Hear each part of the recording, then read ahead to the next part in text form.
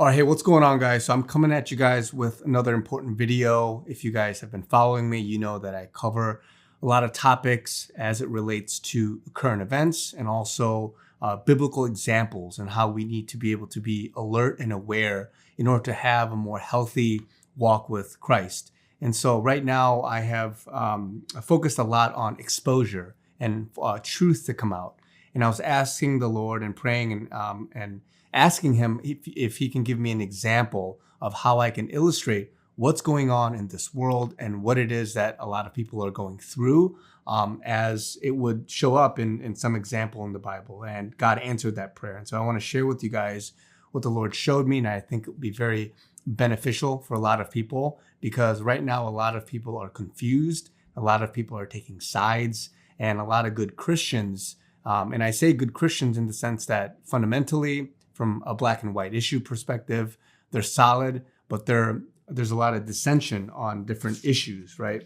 And this is where we are right now. We have a lot of topics that people are confused about, whether it's the election outcome, whether it's COVID, whether it's the vaccines. And I just did a recent video that got more viral, and a lot of people have been taking sides on different things, whether it's the existence of certain social justice issues like the prominent sex trafficking, human trafficking, and many other things, right?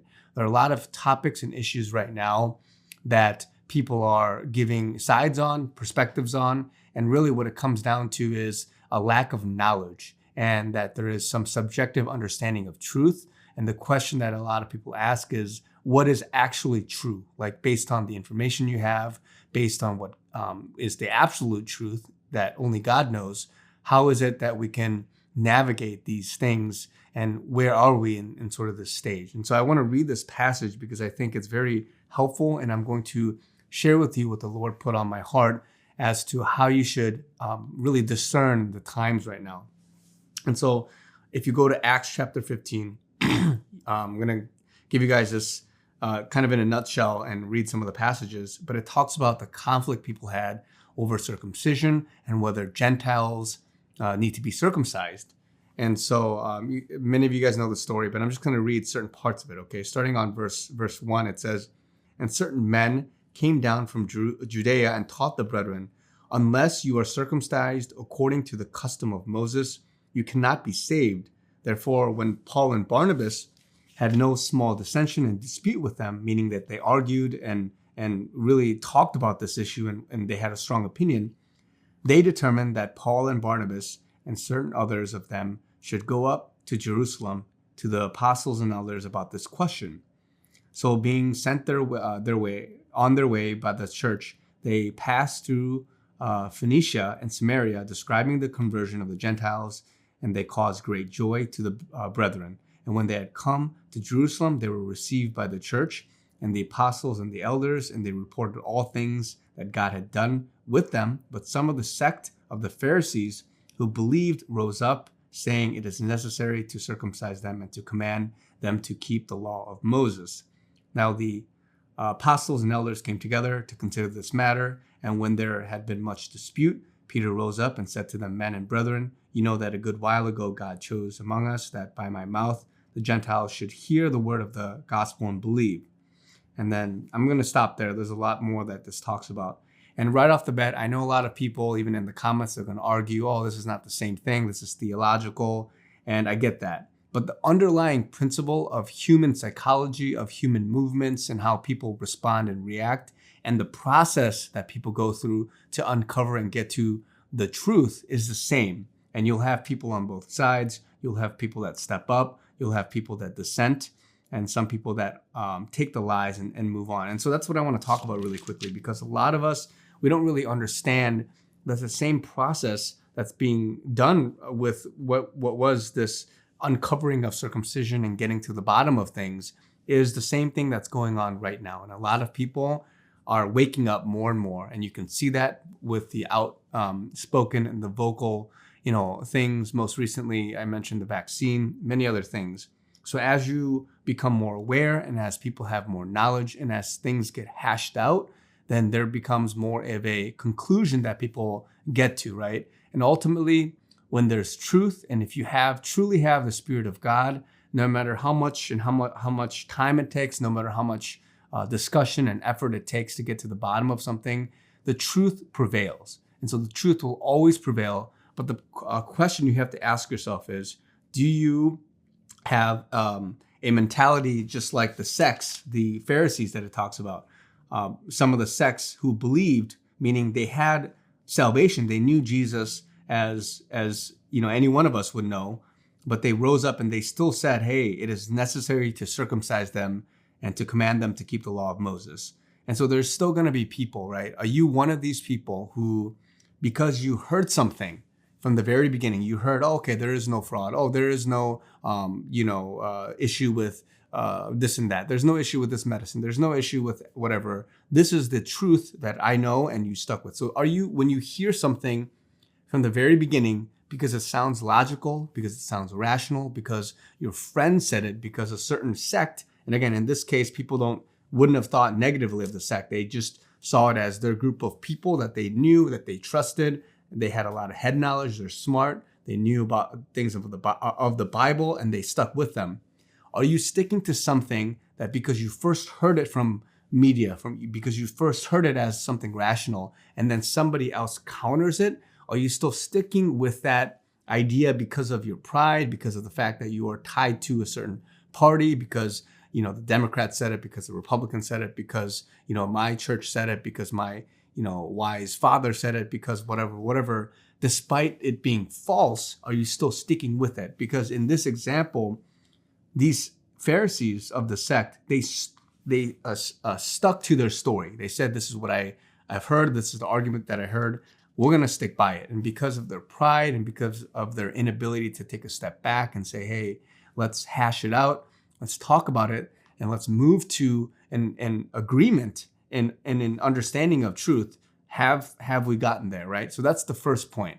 A lot of people are still stuck in their old ways, and they're not open to the possibility that as more evidence comes out, as more things come out, as more news comes out, they can't break out of the fact that, oh no, it's because, I'm a doctor, I should, and all my, associates said it. And because the entire Doctors Association said it, this is true. Oh no, because my entire denomination sticks by this, it's true. Whatever it is, right? Are you in a sect that allows you to be stuck in your way of thinking? And if you are, you have to take a step back and say, oh man, Lord, as things are uncovered, as the process of dialogue, as the process of people coming to a conclusion comes about, am I humble enough? Am I open enough to receive that truth, right? And so I'm not targeting any one issue, but there are, I'll tell you, many issues right now that are thick and in the air. And so you have to wonder, as people like Paul and Barnabas, they stood up and they had a dissension and they were passionate. There are people right now that are passionate about an issue, that are starting YouTube channels, they're starting blogs, they're commenting like crazy on things. And there are people that you would have known as being, reserved or quiet or to themselves. You have to wonder, because they're sticking up for something that they believe to be true. Your family member, the person that says, no, I'm absolutely not doing this, I absolutely believe this is the truth.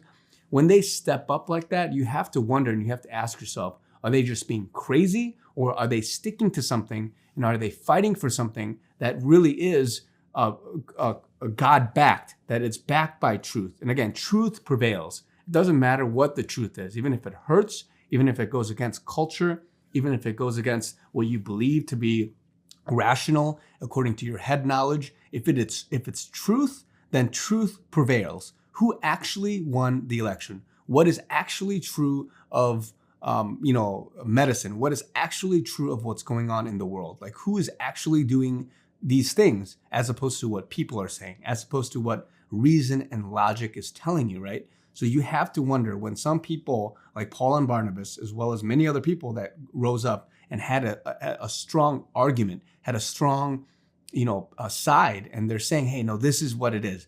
This is absolutely what it is. And again, I was blown away by the number of people that commented in my vaccine video, right? One example, there's many other examples, but you have to wonder and take a step back. If people that are stepping up to say things which you may not necessarily have thought, oh, this person, why is he being so vocal about it? A lot of people are surprised about me stepping up. Even in the way I serve in my church in different places in the past, I'm that reserved, quiet guy. I don't like a lot of attention.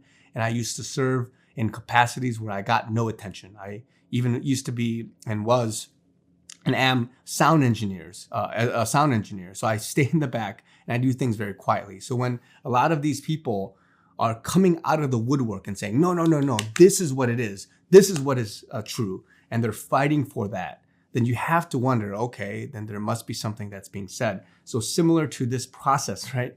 A lot of people are stepping up and there's going to be a dissension. And you have to have a healthy way to say, okay, hey, as a church, as a body of Christ, we want to send you to either a bigger body or a place of influence, a place where you can hash out the details, whether it's in legal court, whether it's in some forum, right? People are being sent to dispute this matter and to come to a conclusion.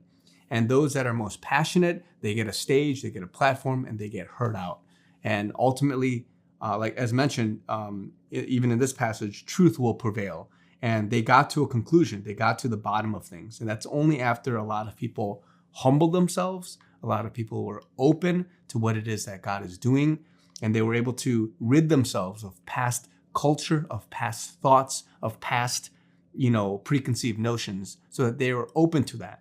And there was great celebration. The latter parts of this passage talks about how a lot of people celebrated and they believed and they got to the bottom of it. And ultimately, guys, when things actually come out and when things are actually being said, that truth will be celebrated. And people will, if they're humble enough and they're not willing to be like the sect of the Pharisees and cling on to what they thought they knew, right? When things come out and when a lot more people are celebrating the truth and people are more vocal about it, especially well-respected people, then you have to wonder, okay, then there must be validity there. It must warrant something for me to actually consider a second thought of what the actual truth is behind it. And so before you judge somebody, before you write them off, before you cancel somebody and say, he used to be a good guy, but he went real whack on this stuff and he's now a weird conspiracy theorist. Now he's, lipping off and saying things, and just ignore him. You don't want to be like the sect of these Pharisees who still clung on to these things of false doctrine, right? Even though they were saved. And I'm not saying that these people are bad. They just are confused and they have been disillusioned, because in that process, again, you can't blame them for thinking, okay, well, this is culture, this is the law of Moses. Let me combine the two and you must be circumcised. There are legitimate reasons a lot of people use their head knowledge. There's a lot of legitimate reasons that people get influenced into certain things, but you have to wonder as time progresses, similar to this council that was formed and the process of hashing things out. You have to wonder as time passes, as more people speak, as more facts come out, as truth comes out, as things are exposed, are you going to be one where you're going to get on the right side of history? Are you going to get on the right side of truth? Or are you going to stay locked up in what you believe to be true? And so I'm saying this not to convince you that one thing is true or not, but the fact that the process that this takes, just like this example in Acts chapter 15, there are going to be people that wake up, they understand, and as a society and as a body of Christ, we come to a conclusion. But it requires this kind of process from start to finish, where it gets messy. There's going to be some uncertainty. People are going to just be in a limbo period where they think, oh, is this true or is that true? I'm going to wait till people hash it out. And before, I make a conclusion, I'm going to just allow this process to come out. And so before you get thick-headed and before you think these things, you have to really take a step back. And God is really wanting a lot of us to take a step back. And again, I'm not trying to influence you to say this is true or not, but I'm trying to get you to be more open-minded, to humble yourself, and to recognize that similar to this time period where all of this came about, a dissension and a quarreling came about, the same things can happen now, and it is happening now. And so we're in this process for many different issues. And you have to take a step back and you have to ask, you have to pray, and you have to come before the Lord. Otherwise, you're going to be stuck. You're going to be stuck in a place where you don't want to be, okay? And yes, you are smart, you are saved, and we give you respect and credibility over your industry, over whatever title you have. But you have to think about the truth. What is the objective truth? What is it that God sees? And if you see it from that perspective and that lens, then God is going to really open your eyes and open your doors for you. And so God bless you guys. And I pray that as a church, we can come to a conclusion for many things, but look out for many things to come. A lot of things, a lot of facts, a lot of leaks, a lot of documents, many things are going to be exposed, and you have to be ready to receive it. Otherwise, you're going to cancel it. You're going to write it off. You're going to close off your mind, and you will be lost and you will be in the dark. And worse, you will be among a sect of Pharisees. Okay. And so God bless you guys. I hope this helps, and we'll talk to you guys soon.